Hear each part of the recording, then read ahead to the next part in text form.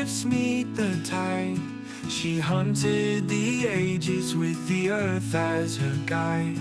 With hands rough as stone, yeah, sparkle in her eye, Mary traced the lines where the ancient ghosts lie.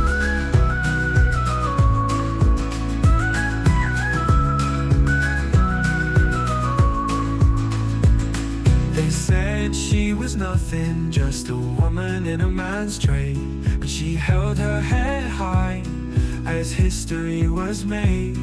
The sea whispered secrets in the sweep of a breeze, and Mary unearthed stories hiding deep in the seas. They said she was nothing, just a woman in a man's trade, but she held her head high as history was made. The sea whispered secrets in the sweep of a breeze, and Mary unearthed stories hiding deep in the seas. Oh Mary, can't you see the world you've unveiled? Fossils in your palms, a triumph when they fail. Forgotten but mighty, your fire shines bright. The fossil queen of lime, our guiding light. She knew the ichthyosaurs like the back of her hand, each fossil a story carved out of the sand. They called her a mystery, but she held the truth. In every ancient jawbone she restored lost youth. Marked by the doubters, yet her shadows take flight. She pieced together time in the cold morning light, a legacy formed from the depths of her toil. Her spirit still lingers beneath the earth's soil. Oh Mary, can't you see the world you've unveiled? Fossils in your palms, a triumph when they fail. Forgotten but mighty, your fire shines bright. The fossil queen of lime, our guiding light.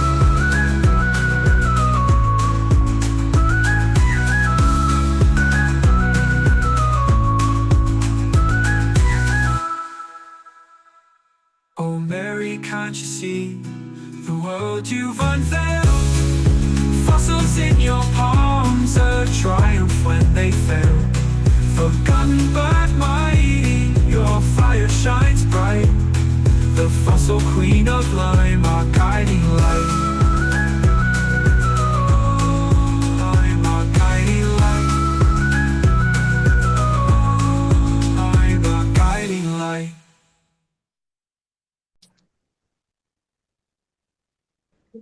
Hi everyone, welcome to the Outback Sisters. My name's Denise. And I'm Lisa.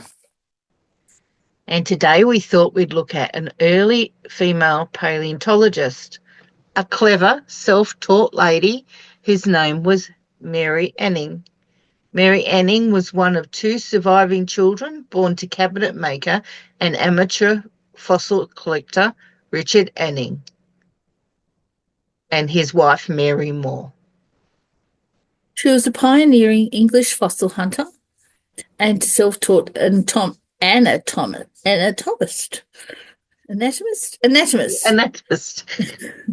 Mary is renowned for discovering numerous Mesozoic reptile specimens, sorry about the dog, which played a key role in the early development of paleontology.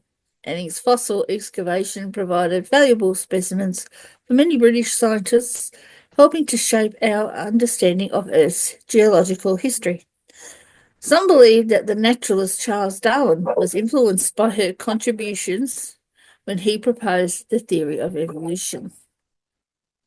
Mary Anning was born on May 21st, 1799 in Lyme Regis, Dorset, England. Her father, Richard Anning, who was born in about 1766 and died in 1810, was a cabinet maker and carpenter who also supplemented his income by collecting fossils from the coastal cliffs near the town and selling them to tourists. Her mother, Mary Moore, was born in 1764 and died in 1842. She was also known as Molly. The couple married on August 8, 1793 in Blandford Forum and later moved to Lyme Regis, where they lived in a house built on the town's bridge. Ollie Richard Anning had 10 children in total. Their first child, also named Mary, was born in 1974, was born in 1794, followed by a daughter who died shortly after birth.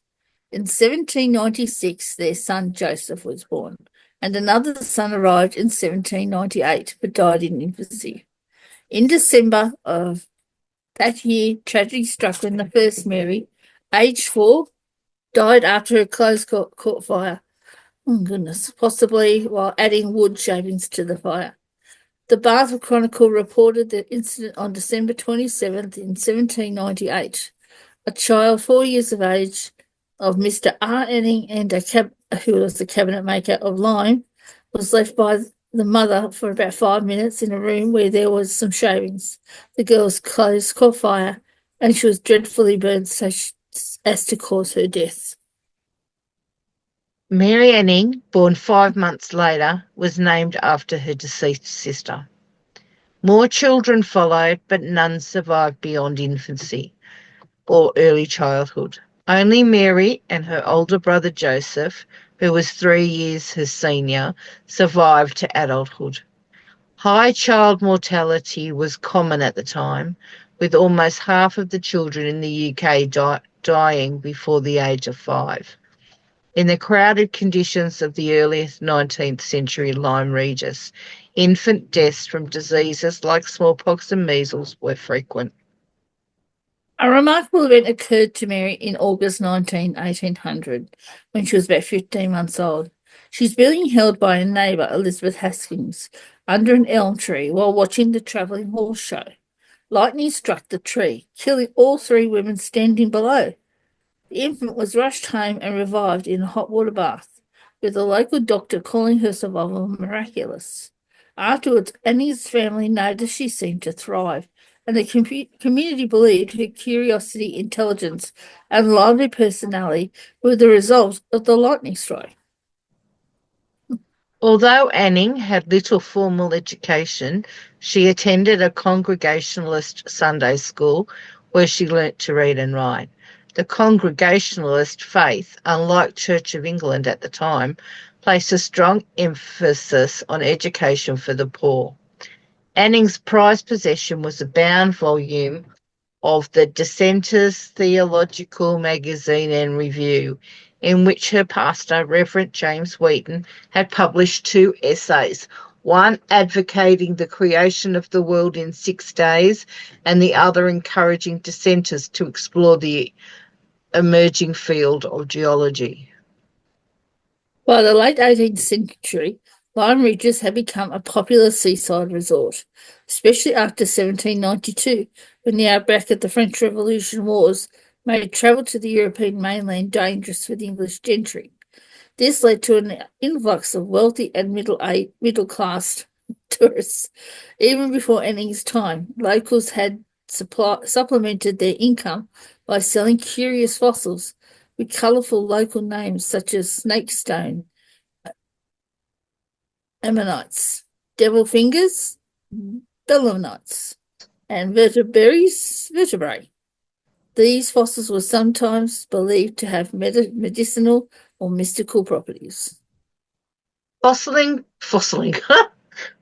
collecting had become fashionable during the late 18th and early 19th century, initially as a hobby, but gradually evolving into a scientific pursuit as the significance of fossils to geology and biology became more widely understood. Most of these fossils came from the coastal cliffs around Lyme Regis, part of the Blue Lias Formation. This geological site, made up of alternating layers of limestone and shale, was laid down during the early Jurassic period, about 210 to 195 million years ago, and is one of Britain's richest fossil locations. However, the cliffs could be treacherously unstable, particularly in winter, when rain would weaken them, causing landslides. It was during these winter months that collectors were drawn to the cliffs, as the landslides often exposed new fossils. Richard Anning, Anning's father, regularly took her and her brother Joseph on fossil hunting expeditions to help support the family. They would sell their finds to tourists at a table outside their home. This was a different time for England's poor, with the French Revolutionary Wars and the subsequent Napoleonic Wars leading to food shortages. The price of wheat nearly tripled between 1792 and 1812, while wages for the working class remained stagnant. In Dorset, rising bread prices caused political unrest and even riots. Richard Anning was involved in organising a protest against food shortages at one point. Additionally, the family status as religious dissenters, those who did not follow the Church of England, exposed them to discrimination. In the early 19th century, those who refused to adhere to the Church of England's articles were not allowed to study at Oxford or Cambridge, take certain positions in the military, or access several professions due to legal exclusion. Richard Anning had been suffering from tuberculosis and injuries sustained from a fall off a cliff, which contributed to his death in November 1810 at the age of 44. He left the family in debt with no savings and forced them to apply for poor relief. Despite these challenges, the family continued collecting and selling fossils together, setting up a table of curiosities near a local inn's coach stop. While much of the focus on Anning's achievements centres on her individual successes,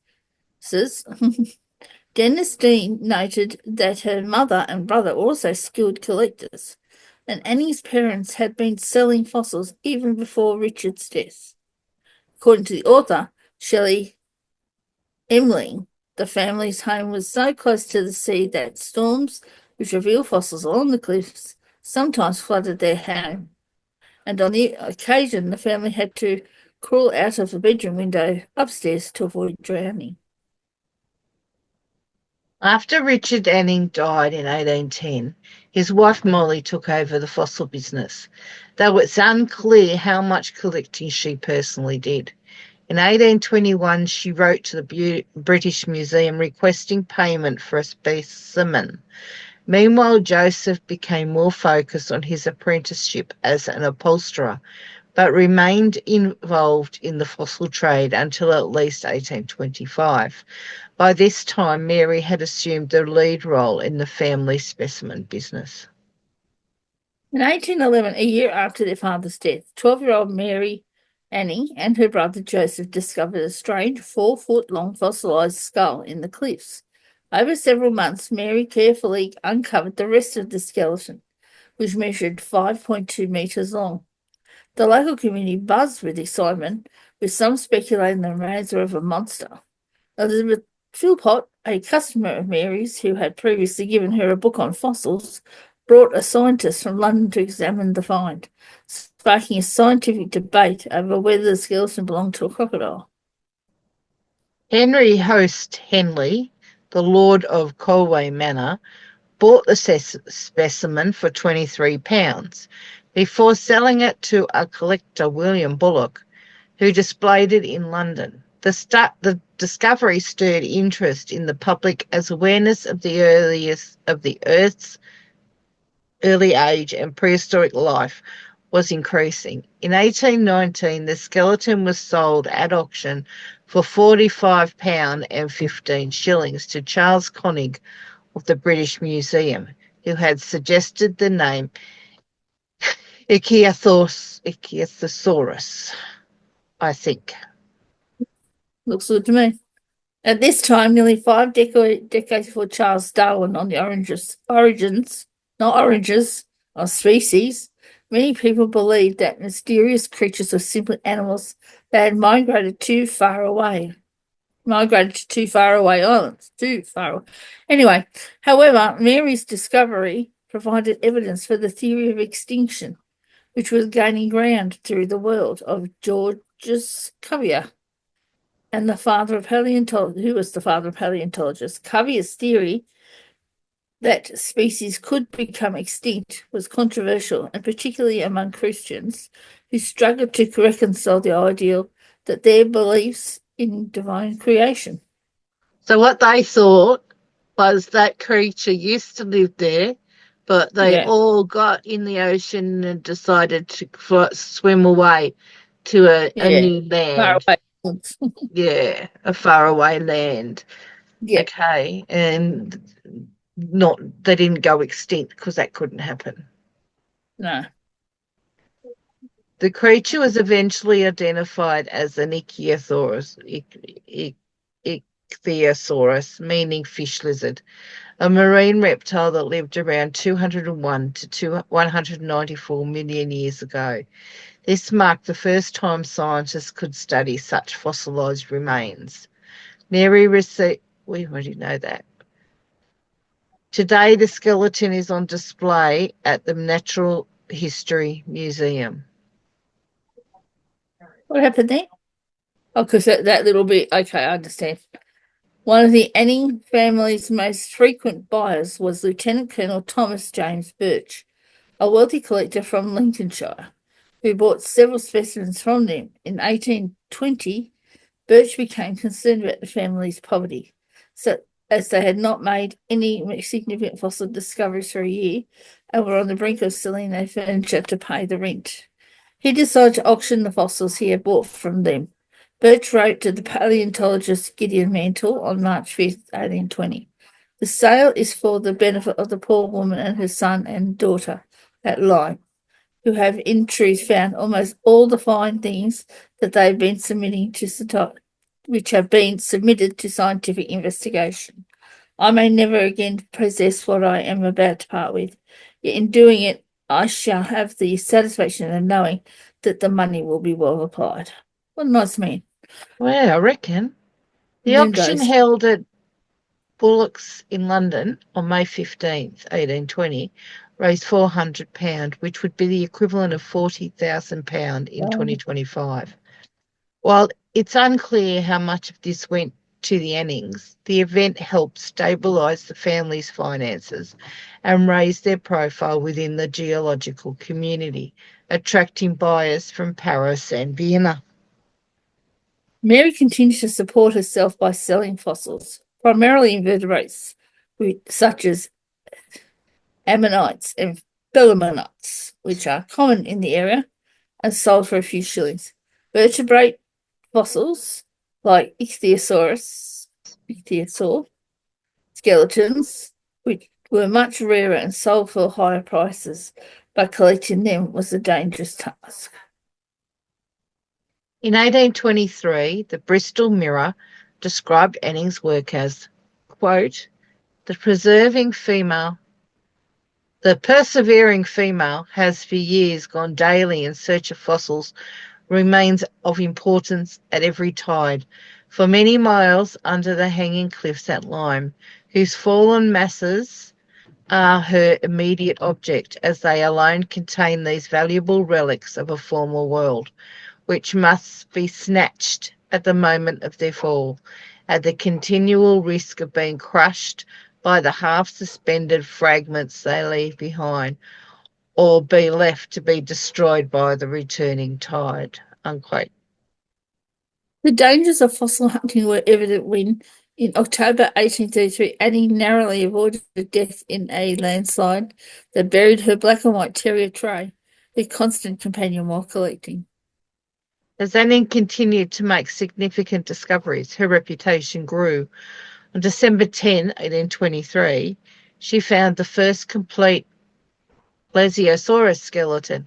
In 1828, she discovered the first British example of a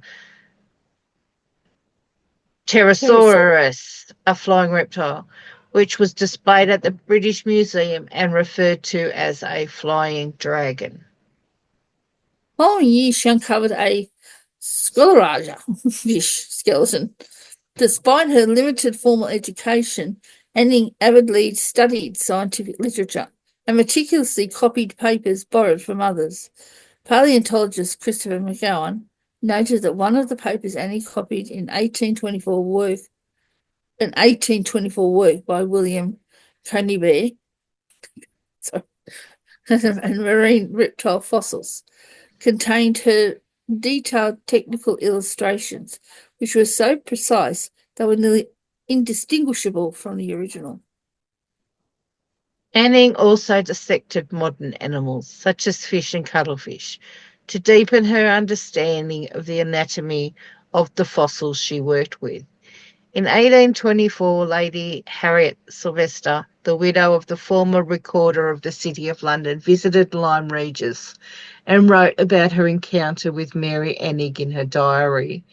Quote, "The extraordinary thing is this young woman is that she has made herself so thoroughly acquainted with the science that the moment she finds any bones, she knows to what tribe they belong. She fixes the bones on a frame with cement and then makes drawings and has them engraved. It is certainly a wonderful instance of divine favour that this poor ignorant girl should be so blessed. For by reading and application she has arrived to that degree of knowledge as to be in the habit of writing and talking with professors and other clever men on the subject, and they all acknowledge that she understands more of the science than anyone else in this kingdom." In 1826, at the age of 27, Mary Anning saved enough money to buy a house with a glass store front for her business, Anning's Fossil Depot. The move was significant enough to be covered in the local paper, which highlighted the shop's display of a fine ichthyosaur skeleton. The business had gained considerable attention, attracting geologists and fossil collectors from both Europe and America. Among them was the geologist George William Featherstone of Hawks. That's a name. Who described Annie as a very clever, funny creature. In 1827, he purchased fossils from her for the newly opened New York Lyceum of Natural History. In 1844, King Frederick Augustus II of Saxony visited Anning's shop and bought an ichthyosaur skeleton for his renowned natural history collection. Harris asked Anning to write her name and address in his pocketbook for future reference. She wrote it as Mary Annans, and when she handed it back to him, she confidently remarked, "I am well known throughout the whole of Europe." Over time, Anning's confidence in her expertise grew. In 1839, she wrote to the Magazine of Natural History to challenge a claim made in an article that a recently discovered fossil of a prehistoric shark, Hybotus, represented a new genus. She argued that this was an error, as she had discovered fossils of sharks with both straight and hooked teeth many years earlier. The magazine published a portion of that letter, which became the only piece of Anning's writings featured in a scientific literature during her lifetime.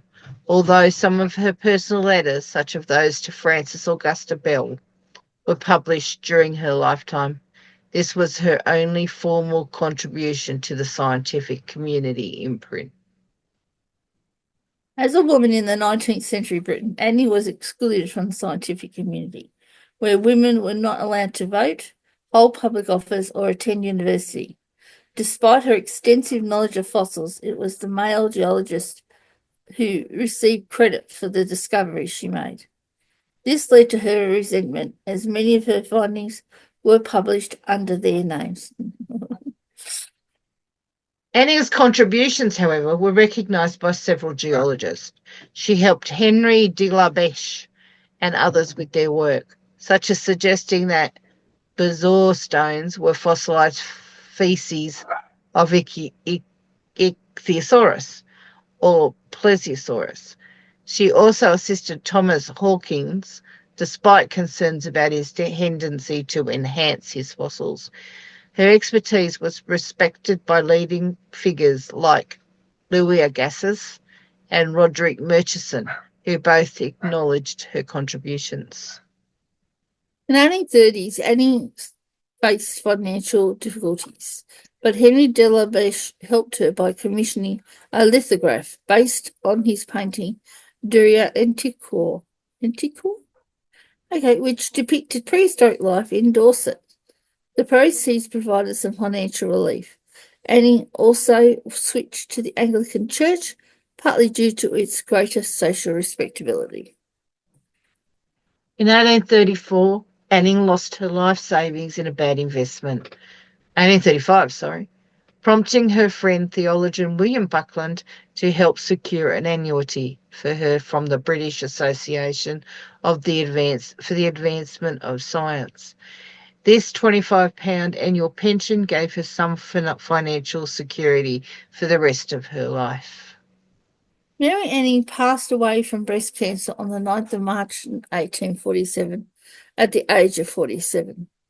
In the final years of her life, her fossil work had slowed due to illness, and town gossip arose, mistakenly attributing her reliance on laudanum for pain relief to a drinking problem.